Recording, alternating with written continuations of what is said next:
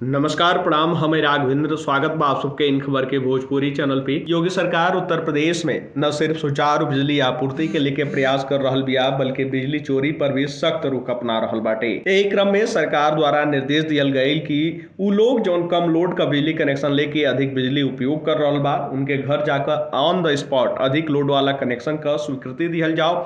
इहे नाही, सरकार का इहो योजना बाटे कि बिना कनेक्शन बिजली चोरी करे वाला पर न सिर्फ नियमानुसार कार्रवाई कल जाओ बल्कि उनके भी ऑन द स्पॉट बिजली कनेक्शन उपलब्ध करावल जाओ। ए पर सरकार जल्द ही एसओपी जारी कई के कदम बढ़ाई।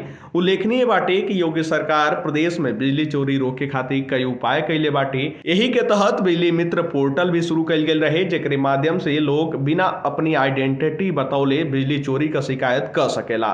पोर्टल का शुरुआत के बाद से ही ए पर हजारों शिकायत मिल चुकल बा, जे पर यूपी पीसीएल द्वारा गंभीरता से कार्रवाई कल गई। पावर कारपोरेशन के प्रवर्तन दल के समीक्षा करत हुए यूपी पीसीएल के अध्यक्ष आशीष गोयल द्वारा कहल गई कि बिजली व्यवस्था बेहतर करे खातिर विद्युत चोरी पर प्रभावी अंकुश जरूरी बाटे। एकरा खातिर लगातार प्रयास कल जा रहल बा। उनके द्वारा कहल गई कि प्रवर्तन दल के पास विद्युत कनेक्शन स्वीकृत करे और लोड बढ़ौले का फॉर्म रहे, जेकरे तहत ऑन द स्पॉट कनेक्शन दिहल जा सके। इस संबंध में अध्यक्ष द्वारा बतावल गई कि कम लोड का कनेक्शन लेके अधिक लोड उपयोग कर रहल विद्युत उपभोक्ता के ऑन द स्पॉट लोड बढ़ावे जैले का व्यवस्था कल गई बा।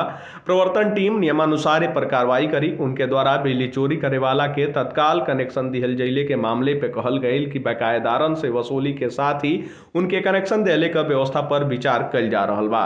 ए पर निर्णय लेके जल्द ही एगो विस्तृत एसओपी जारी कल जाई, जेकरे माध्यम से प्रवर्तन टीम आसानी से कार्रवाई कर सकी। उनके द्वारा इहो साफ कहल गई कि विच्छेदित कनेक्शन वाला कोनो भी व्यक्ति बगैर वैध कनेक्शन स्वीकृत करौले बिजली का उपयोग ना कर सकेला, इहो सुनिश्चित करावल जाओ।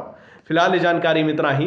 देश दुनिया से जुड़ल तमाम खबर देखे खातिर आप सब जुड़ल इन खबर भोजपुरी के साथ। तब तक खातिर नमस्कार।